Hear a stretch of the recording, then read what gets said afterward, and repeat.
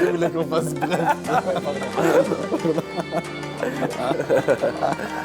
C'est parce que je veux pas qu'on le critique. Mais... Faut pas que je le critique.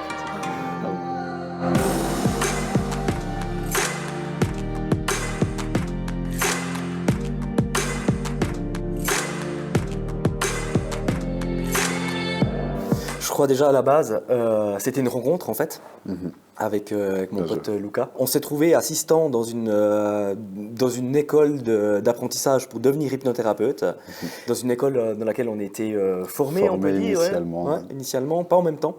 Donc on s'est découvert un peu plus tard avec la directrice qui donnait cette formation, quoi. Ouais. Et puis on a eu un peu, enfin, c'était, j'aime bien dire ça, on a eu un peu un coup de foudre professionnel en fait, où directement on a commencé à discuter, à parler, un peu à parler alors que la monitrice parlait, donc on dérangeait un petit peu. Mais on s'est fait ramasser, ouais. On s'est fait ramasser, ouais. Et en fait, moi j'ai réalisé quelque chose de mon côté. Je me suis rendu compte que Luca, il avait cette même perception que moi. Ça veut dire qu'il avait vraiment une perception sans aucun filtre en fait, sans aucune pensée limitante. Et je voyais vraiment en lui cette capacité que j'ai pu moi aussi avoir de modifier ou de désapprendre tout ce qu'on avait appris pour créer de l'hypnose quelque chose multifonctionnel, sans limite en fait. Garder l'essentiel, mais pas en faire un dogme, genre l'hypnose hellmanienne, il n'y a que ça de vrai, ou l'hypnose ericksonienne, il n'y a que ça de vrai. Quand on a commencé cette formation, quand on était assistant en tout cas, on sentait qu'elle cassait un petit peu les ericksoniens. Ouais. Et puis c'est un petit peu genre deux écoles, deux lifestyles, deux visions différentes, alors que l'hypnose, c'est des processus internes qui se passent chez une personne. Il n'y a pas une manière qui est meilleure que l'autre, c'est juste qu'il faut l'adapter à tout à chacun finalement. Et puis ça, on l'a très vite senti quand on discutait les deux, ou même dans l'hypnose de spectacle, finalement, on voyait qu'il y avait des outils qu'ils utilisaient qui pouvaient être totalement repris dans la thérapie. Et ça, c'est vraiment un peu là-dessus où on s'est dit, genre, mais faut qu'on fasse une vision plus large de l'hypnose. C'est ça. Un petit peu, qu'on ait une vision plus large plutôt que proposer toujours ces mêmes protocoles, ces mêmes lignes directrices et tout. On voulait sortir des sentiers battus tout en proposant le meilleur de toutes les formes d'hypnose connues à ce jour, un petit peu. C'est un petit peu cette impression que l'hypnose, ça a vraiment le vent en poupe aujourd'hui, et puis qu'on voit, mais alors tu as parlé d'hypnose hellmanienne, d'hypnose ericksonienne, mais ce n'est que deux finalement, parmi hypnose spirituelle, humaniste. Neurohypnose. Il y a tellement de choses différentes, et puis d'écoles différentes, que même pour les personnes qui viennent consulter, ça devient tellement difficile pour elles de se rendre compte de ce que c'est. Et puis encore, combien ces différentes théories sur l'hypnose ont été modifiées avec le temps, si bien qu'il y a beaucoup d'écoles d'hypnose, on va dire ericksonienne, je vais utiliser ce terme parce que c'est un peu la plus connue du grand public, qui aujourd'hui n'a plus grand-chose d'ericksonien finalement. Non, Erickson, c'était un psychiatre des années 60 qui avait un style de clientèle d'une certaine époque. Il avait sa personnalité à lui, en fait. Et puis, sa personnalité convenait à certains patients, clients, appelle ça comme tu veux. Mais aujourd'hui, reprendre ça, c'est plus forcément d'actualité. C'est des gens qui, souvent, ne l'ont même pas connu, en fait. Donc, c'est là où... Ça s'est modifié. Ouais. Alors que finalement, l'hypnose ericksonienne en soi, c'est quelque chose de fantastique. Milton Erickson est quelqu'un qui a vraiment révolutionné, je veux dire, le monde de l'hypnose. C'est vraiment quelque chose de fantastique. Ouais. Mais c'est vrai qu'on avait un petit peu envie, finalement, de presque comme rendre à César ce qui appartient à César, rendre à l'hypnose ce qui appartient à l'hypnose. Exactement. Quelque chose qui doit être adapté jour après jour, finalement. Même nous, on doit remettre en question notre pratique. Encore aujourd'hui, on change des fois des manières de procéder ou autres. On se rend compte que c'est plus forcément... que ça s'adapte, tout simplement, en fait. Ouais. Ça s'adapte, et ça s'adapte vite. Parce que le monde bouge rapidement actuellement aussi. Oui, je pense qu'il est très important de sortir des limitations qui peuvent être proposées dans les écoles étiquetées, que ce soit spirituelles ou autres, étiquetées pour ouvrir les possibilités d'évolution, les champs d'évolution. Je trouve que c'est vraiment important parce que finalement, quand on adhère à une seule théorie, on devient finalement limité. Et le but d'un praticien, c'est de retirer les pensées limitantes. Ouais. Donc c'est difficile en étant limité à la base. Donc c'est un petit peu l'essence même de Romandie Hypnose finalement, c'est de pouvoir apprendre, ou plutôt désapprendre ce qui a déjà été appris pour certains, et puis apprendre directement avec le travail qu'on a pu faire en amont, de se dire qu'est-ce que nous on aurait voulu savoir dès le départ pour gagner du temps et pour pas être limité dans notre passion qu'est l'hypnose. Ouais. C'est bien, hein? Ouais, non, c'est vraiment ça.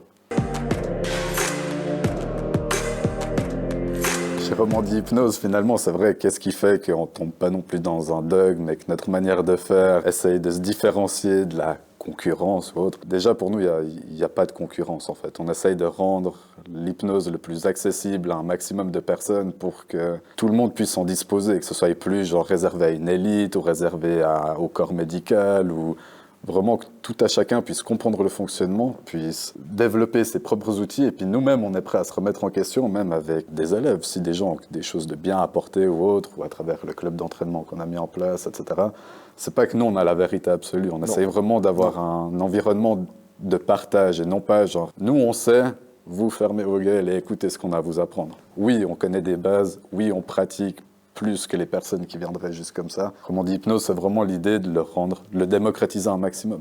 Tout le monde, en fait de l'hypnose tous les jours. Mais bien sûr. Comme on disait, genre, toi qui es papa, tu vois, ta petite fille, elle se balade, elle court, elle se rappe le genou, tu lui fais le bisou magique, c'est déjà de l'hypnose. C'est ça. Si on devait laisser ça au corps médical, c'est de la folie. Pour nous, le but, c'est vraiment que tout le monde puisse en bénéficier.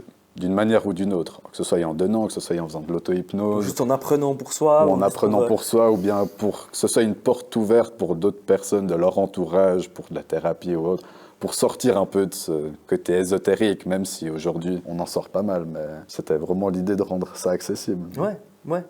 Moi, j'ai un petit peu cette vision où je me dis, Romandie Hypnose, c'est comme si on prenait un bocal et puis qu'on mettait toutes les visions de l'hypnose différentes, toutes les théories aussi qui sont que théoriques, qui sont non fondées, et qu'on le secouait bien fort pour voir ce qu'il en sort finalement. Ouais, pour réaliser que l'hypnose, c'est l'hypnose. Et puis c'est tellement dommage de s'arrêter à une seule théorie.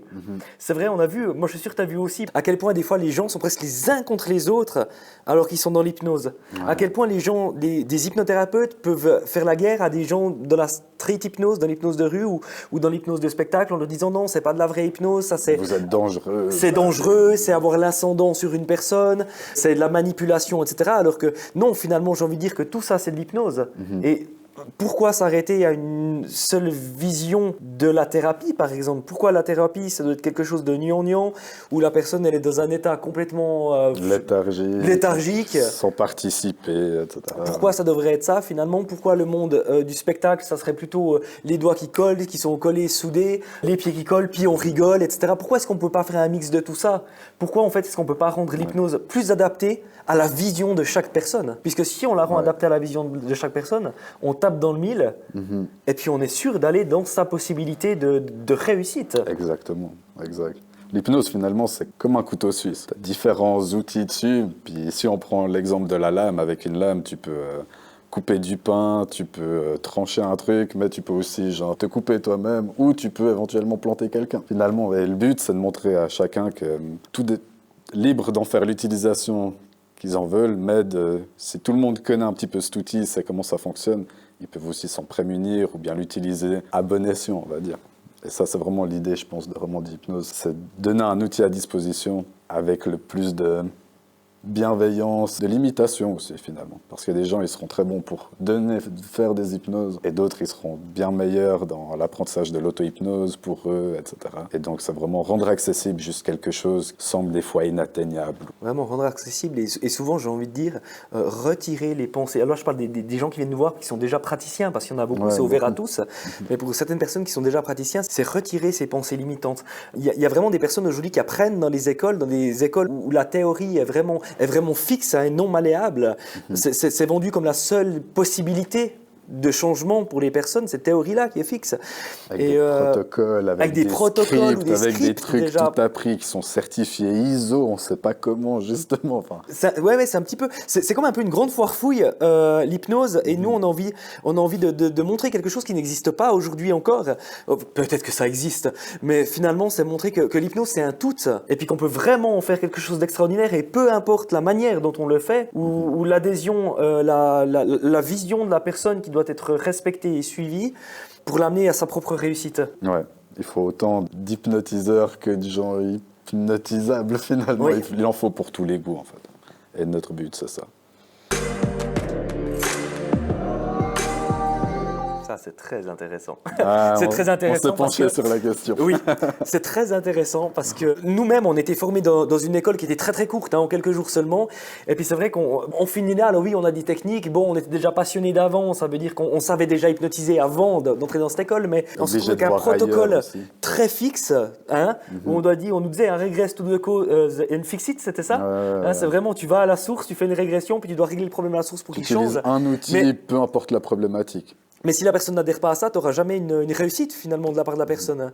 Et c'est vrai qu'on s'est rendu compte de quelque chose et je pense que c'est vraiment une réalité. Et je pense que c'est une réalité un peu dans toutes les écoles qu'il y a et de tous les élèves qu'on peut avoir, nous, qui viennent nous partager de leur expérience, qui viennent de différents horizons de la Suisse finalement, ou d'ailleurs même. Le problème des gens souvent quand on fait une formation, c'est qu'on apprend beaucoup, tu reçois 2 tonnes d'informations, après tu as tes manuels et tout. Mais t'as plus de pratique, t'as plus de suivi, t'es un peu abandonné à ton sort. C'est genre, on t'a donné tout ce qu'on savait, et puis maintenant, démerde-toi, fais ce que t'as à faire, t'as payé, c'est bon, terminé. T'as payé, t'as ton diplôme, et puis c'est réglé. Et là, chez Romandie Hypnose, ce qu'on veut faire absolument, on veut surtout ne pas faire de grosses théories. On veut surtout ne pas faire de grosses théories, on veut une formation qui est rapide, mais pas trop non plus, mais surtout qu'il y ait un suivi derrière. Qui s'adapte aussi à tout à chacun, et puis où il y a, comme tu dis, le suivi, d'où la création de notre club d'entraînement. Voilà, il y a vraiment la possibilité de venir, d'exercer, de poser des questions. On n'est pas prêt à ces questions-là. Ouais, exact. Ça veut dire des questions parfois qui nous déstabilisent, et tant mieux. Qui peuvent déranger, qui peuvent nous laisser finalement, ou qui nous incitent à réfléchir, à l'épuiser dans notre expérience personnelle ou dans l'expérience d'autres personnes, d'où l'importance d'un club, on dit d'entraînement, mais c'est un club de partage finalement, où tout à chacun peut venir avec ses propres problématiques. Si tu suis un cours sur les addictions, bah voilà, c'est bien, tant mieux, mais peut-être que tu n'as pas envie de travailler avec des gens addicts. Donc venir à ce club-là et puis que chacun puisse venir avec les thèmes qui lui importent, ça permet aussi aux autres en fait d'apprendre, pour au cas où un jour ils se retrouvent dans telle situation, disposer aussi de certains outils, plutôt une vision globale et qui puisse s'adapter à leur manière d'être eux-mêmes, leur manière de faire de l'hypnose. Parce qu'il y a des gens qui sont très doux, qui sont très doux. Il y en a d'autres qui aiment bien regarder. Entre la mitraillette, la sulfateuse et le soporifique, c'est 2 mondes différents. Et c'est pour ça que toi, tu auras des gens avec qui tu auras des succès ouf. Et moi, il y en aura d'autres qui préféreront faire avec moi.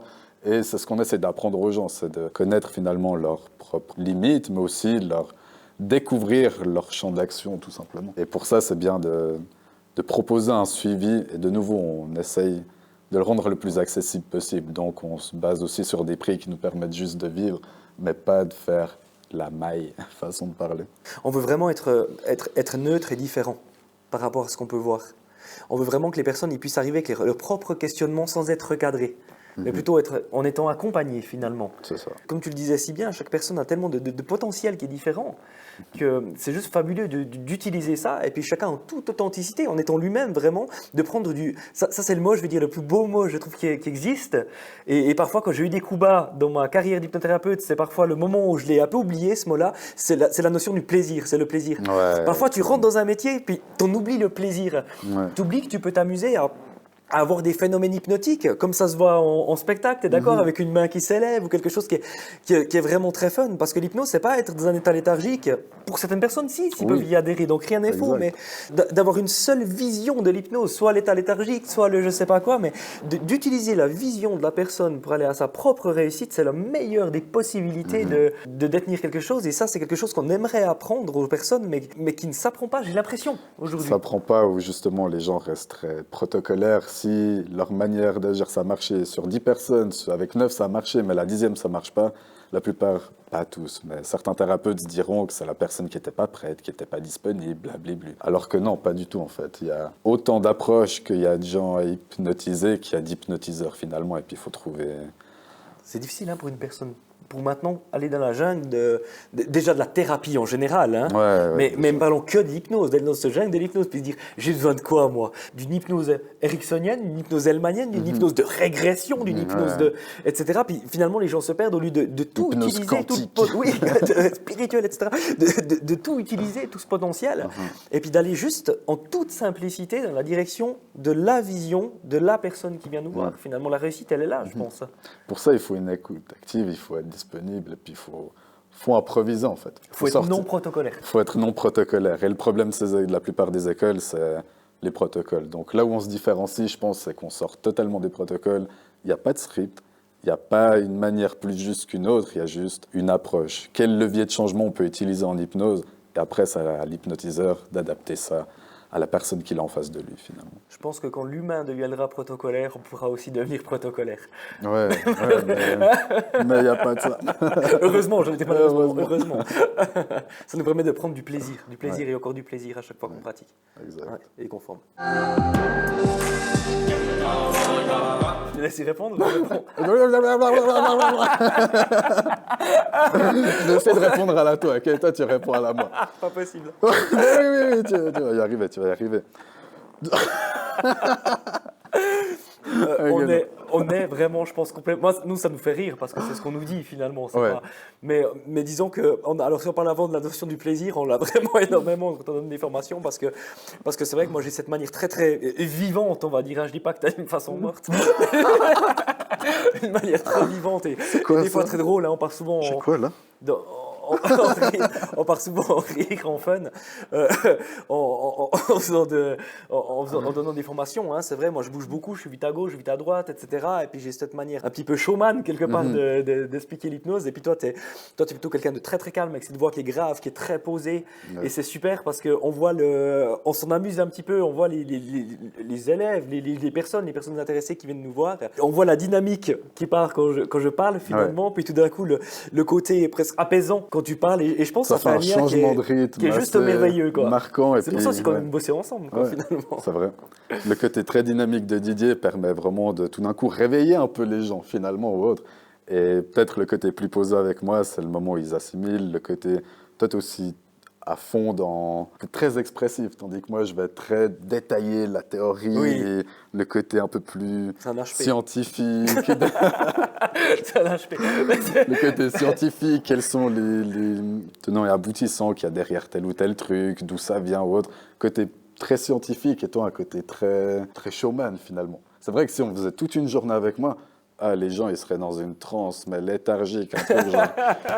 Moi-même, je m'endormirais à la fin, façon de parler. Mais s'ils étaient tout le long avec toi, putain, ils n'arriveraient pas du tout à suivre. Une mitraillette, au bout d'un moment, ils seraient là, genre juste... Ils n'arriveraient juste pas à dormir. J'ai une petite anecdote à raconter par rapport à ça, juste comme ça pour le fun. À un moment, on parlait, on donnait ces formations, et puis c'est vrai qu'on rigole parfois, on part même en fou rire. Je veux dire, c'est très drôle parce que les élèves partent en fou rire, et puis il n'y a rien qui est vraiment cadré finalement. Il faut que les gens aient du plaisir, il faut que tout le monde, nous aussi en premier, quoi. Qu'on partage cette passion, hein, c'est vraiment le but. Et il y a un moment où, après avoir mitraillé, comme tu dis, à la sulfateuse, Lucas a pris la parole, il parlait, j'ai complètement déconnecté. Et puis tout d'un coup, je me suis rendu compte qu'il parlait d'un grand magasin avec un assortiment de jambon, de barquettes de jambon, et je ne savais pas du tout comment il est arrivé là. Alors, je t'ai laissé la parole droit derrière. En me disant, mais pourquoi t'es arrivé là? Limite, moi-même, je ne savais plus. Non, mais il y avait quelque chose, je suis sûr qu'ils ont compris. J'espère. Il aurait pas mal des anecdotes. Oh là là.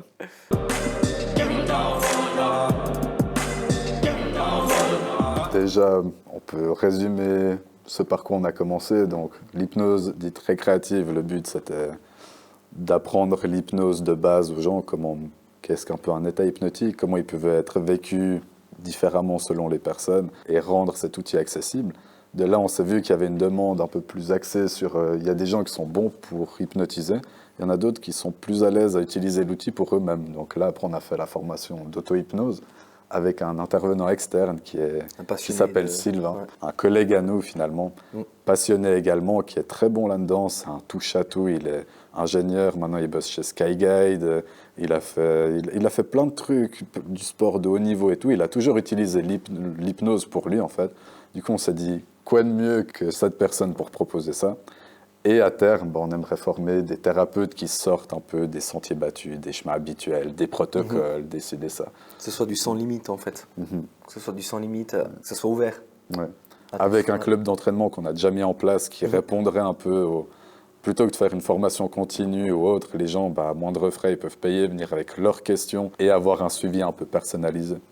dans la mesure de nos compétences et de notre savoir à nous aussi, qu'on essaye de garder à jour le plus souvent possible en faisant aussi d'autres trucs et tout.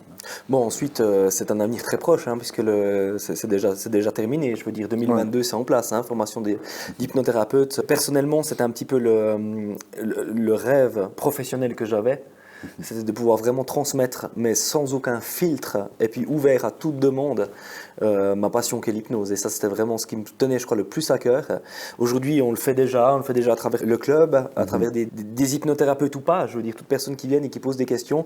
Et c'est vraiment fantastique, et c'est même hyper touchant d'avoir des retours, ou d'avoir des personnes qui disent bah tiens, ta technique là, ou ce dont tu m'as parlé, ça m'a ouvert les yeux, je peux l'utiliser maintenant. Ou un retour que j'ai eu dernièrement, que j'ai tellement aimé, hey, j'avais oublié le plaisir. Il dit ça y est, je peux prendre du plaisir. Hein, des fois, on a cette vision tellement protocolaire d'une manière qu'on doit suivre pour l'hypnose, alors qu'on peut vraiment être authentique. Et puis on prend tellement du plaisir nous-mêmes autant que praticiens en hypnose, que ce soit dans la thérapie ou non. L'hypnose, c'est un tout, c'est pas forcément dans la thérapie. Hein. Pas besoin de toujours régler, parler de problèmes. Non, bien sûr. Ou autre. Quoi qu'il en soit, rire en spectacle, c'est déjà de la thérapie finalement. Totalement, rire tout court. Même. Rire tout court, c'est déjà de la thérapie, c'est vrai. Clairement. Donc ouais, et après, former les thérapeutes, qu'est-ce qu'on fait? Et ben après former les thérapeutes, on va en discuter ensemble parce que je crois qu'on a les deux déjà plein d'idées. Hein. Il y a plein de projets en cours, des qui ont déjà commencé, des qui n'ont pas encore commencé, c'est juste des idées échangées encore ou non. Mais effectivement, il y a plein d'idées. On veut tellement montrer que l'hypnose est un tout à une époque où les personnes font tout pour diviser l'hypnose. Et c'est tellement dommage d'être contre une pratique de l'hypnose alors qu'on parle toujours de la même chose, on parle de l'hypnose. Et je me souviens, j'ai une petite anecdote à raconter très courte là-dessus. J'ai discuté un jour avec des hypnothérapeutes qui étaient en formation dans une tierce école dont je tairai le nom. Ils comprenaient pas vraiment ce que ça voulait dire hypnose, l'état d'hypnose, c'est quoi. Ils comprenaient pas et pourtant ça faisait longtemps qu'ils étaient formés. Je peinais déjà un petit peu à comprendre ça. J'ai provoqué avec une volontaire, une personne volontaire, d'entrer en transe par rupture de pattern. La rupture de pattern, c'est vraiment l'entrée très rapide. Hein, mécanique. Qui est vraiment ça, fouf, et puis on rentre en transe. Et puis c'est vraiment cette manière mécanique d'entrer en transe très rapide. Et je me souviens de cette personne qui était tellement apeurée en fait, et j'avais jamais vu une personne apeurée comme ça, d'entrer en transe. Et quand elle est revenue, quand elle a ouvert les yeux, elle m'a dit « Ah, j'ai eu tellement peur, c'était comme si j'étais en hauteur. » Enfin, elle était face vraiment à une peur qui était réelle.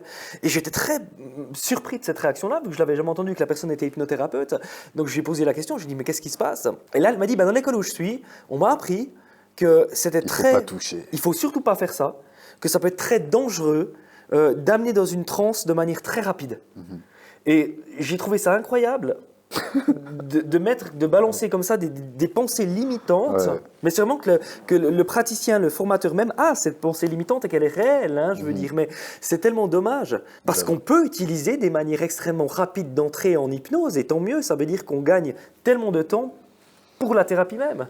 Il en faut pour tous les goûts, mais c'est toujours bien de pouvoir se dépasser. Et puis, surtout pour des thérapeutes, je pense que c'était bien pour elle de réussir, elle ou lui, de se dépasser à ce niveau-là, de le faire finalement. Ça a permis de faire sauter une pensée limitante, comme tu dis. Des gens, ça leur fait du bien, d'autres, ils préfèrent y aller différemment.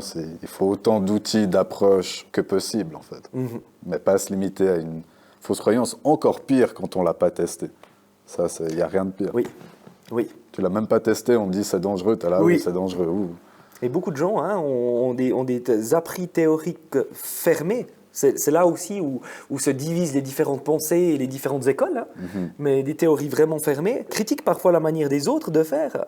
Alors que je pense vraiment, comme tu l'as dit, que c'est une erreur de critiquer sans l'avoir testé.